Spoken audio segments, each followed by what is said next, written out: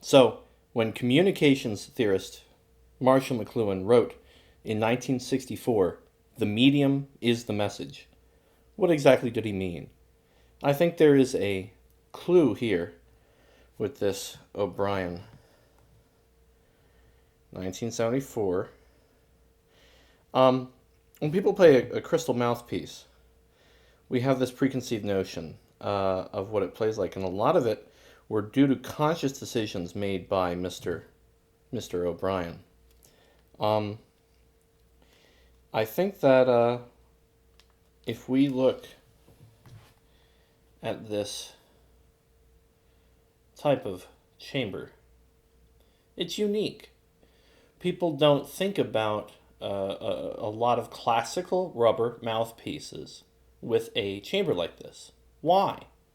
In fact, I can't think of a single commonly used classical orchestral clarinet mouthpiece with a chamber like this in the world today. At least not in the United States. But this one does. Maybe is it because of the material? How about that baffle? That U shape there right at the very end. That scooping out. Yeah, sure.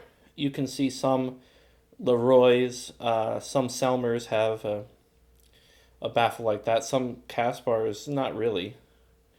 But and then it gets really powerful there on the entrance. Rather than scooping down in, it slides right on in. These are conscious decisions that Mr. O'Brien made in order to make this type of harder material more accommodating. And yes, you have to use lighter reeds with these.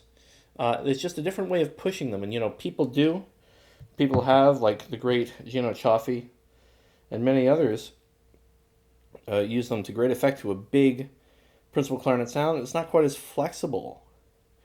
It's just harder. The material is harder, and it requires a slightly different approach.